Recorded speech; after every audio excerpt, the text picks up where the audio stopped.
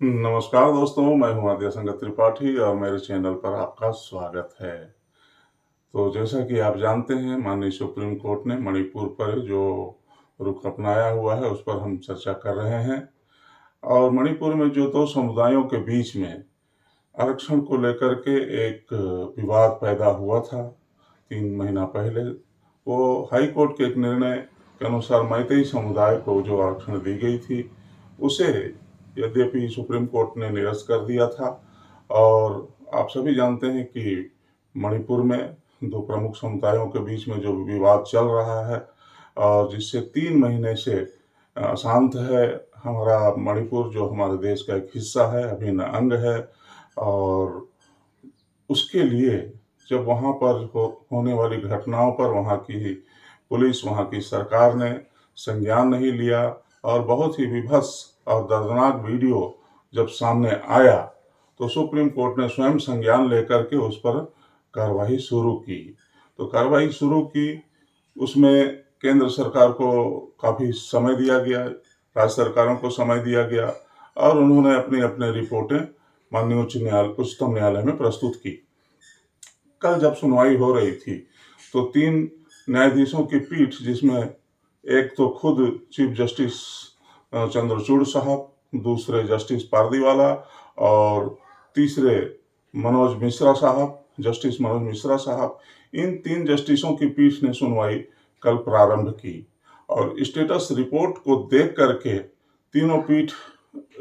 इस पीठ के तीनों न्यायाधीशों ने बहुत ही आश्चर्य व्यक्त किया और जो उसमें रिपोर्ट थी वो बहुत डराने वाली थी और जो उसमें बातें लिखी गई थी वो विश्वास करने योग्य नहीं थी। चीफ जस्टिस पारदीवाला और जस्टिस मनोज मिश्रा, इन तीनों जस्टिस की पीठ ने कठोर फटकार लगाया और ये कहा कि ऐसा लग रहा है कि मणिपुर में कोई पुलिस की मशीनरी ही नहीं है, संपूर्ण कानून और व्यवस्था ध्वस्त हो चुकी है और वहां पर लोग पुलिस पे विश्वास ही नहीं कर रहे हैं। जो रिपोर्ट सामने आई है सुप्रीम कोर्ट के सामने, उसमें लगभग 6000 FIR का होना बताया है, जिसका कोई डिटेल नहीं है।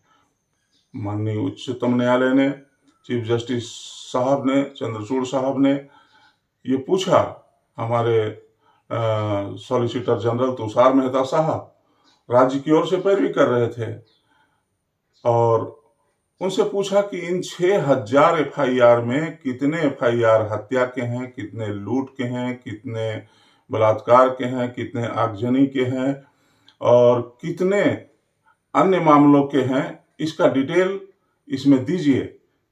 तो उस FIR 6000 FIR का डिटेल तक उस रिपोर्ट में शामिल नहीं था। सॉलिसिटर जनरल तुषार मेहता साहब ने समय मांगा कि मुझे और समय दीजिए। माननीय उच्चतम न्यायालय ने कहा, आजकल सब ऑनलाइन FIR होती हैं, उसमें डिटेल होता है, आपको कितना समय चाहिए? एक तरफ हमारा एक राज्य जल रहा है, आप समय मांगते हैं, काफी समय दिया जा चुका है और अब हम आपको समय नहीं दे सकते। शुक्रवार को इस केस की फिर से सुनवाई होगी। तुषार मेहता साहब ने कहा कि हम इस मामले को CBI को सौंप दिए हैं। तो माननीय उच्चतम न्यायालय ने कहा, चीफ जस्टिस साहब ने और 3 न्यायाधीशों के पीठ ने कहा, आज जब तक इस सुनवाई का निर्णय नहीं होता है, आप CBI को रोक दीजिए कि वो 2 पीड़ित महिलाएं जिनको की विभत्स रूप से दरिंदगी पूर्वक जिनका परेड कराया गया था, उनका बयान न लिया जाए और अभी CBI जो है इस पर कोई कार्रवाई नहीं करेगी। और भी विषय इस पे शामिल थे। तुषार मेहता साहब ने कहा कि इन सभी मामलों का सुनवाई हम राज्य के बाहर करना चाहते हैं, जिसमें वो 2 पीड़ित महिलाएं जो थी उनकी ओर से कपिल सिब्बल साहब पैरवी कर रहे हैं। उन्होंने इस बात का विरोध किया कि मणिपुर से बाहर असम में इसकी सुनवाई नहीं की जानी चाहिए, देश के किसी भी अन्य हिस्से में इसकी सुनवाई हो सकती है। वहाँ की पुलिस और वहाँ की व्यवस्था पर पीड़ित महिलाओं को कतई विश्वास नहीं है, वहाँ की जनता को भी विश्वास नहीं है। सुप्रीम कोर्ट ने कई मामलों में जो अभी इन 3 महीनों में वहां घटित हुई है, बड़े बड़े सवाल किए। तुषार मेहता साहब बार बार समय मांगते रहे कि मुझे समय दिया जाए, समय दिया जाए। सुप्रीम कोर्ट ने कहा कि 6000 गिरफ्तारियां हैं, इसमें कितने एफआईआर जीरो पे दर्ज हुई हैं। आपके स्टेटस रिपोर्ट में ये लिखा है कि मात्र 11 जो एफआईआर है उनमें सिर्फ 7 गिरफ्तारियां की गई हैं, तो शेष मामलों का क्या है।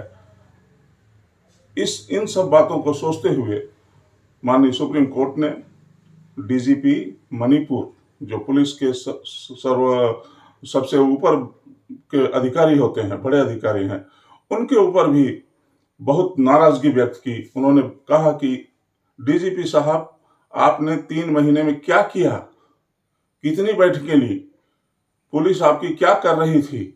6000 एफआईआर 3 महीने में, और उसका भी कोई ब्यौरा नहीं, उस पर क्या कार्रवाइयां हुई उसका भी कोई ब्यौरा नहीं। तो ये बहुत अफसोसजनक टिप्पणियां की हैं, और शुक्रवार को व्यक्तिगत रूप से उन्हें तलब किया गया है और ये निर्देश दिया गया है कि आप पूरी तैयारी के साथ आइए, जिससे कि आपको जवाब देते बने। हर विषय पे आपको यहाँ जवाब देना पड़ेगा।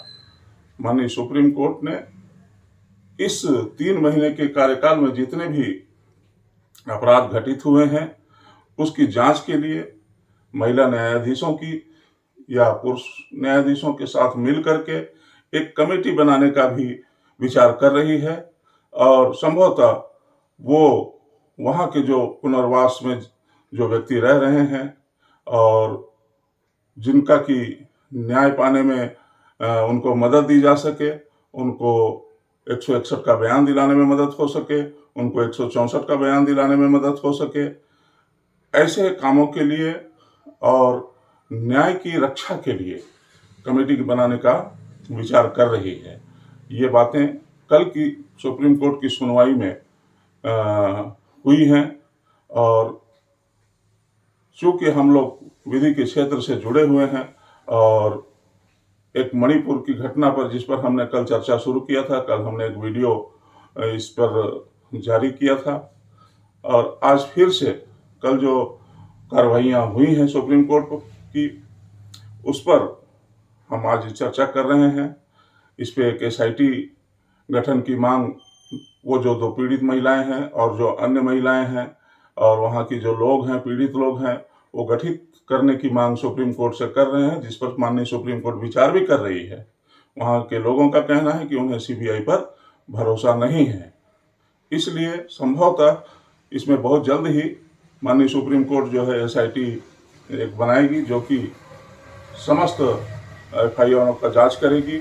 और राज्य शासन को सुप्रीम कोर्ट ने ये भी कहा है कि आप वहाँ पर फास्ट ट्रैक कोर्ट्स बनाइए और उसमें इन मामलों का जितना जल्दी से जल्दी निराकरण हो सके वो करिए।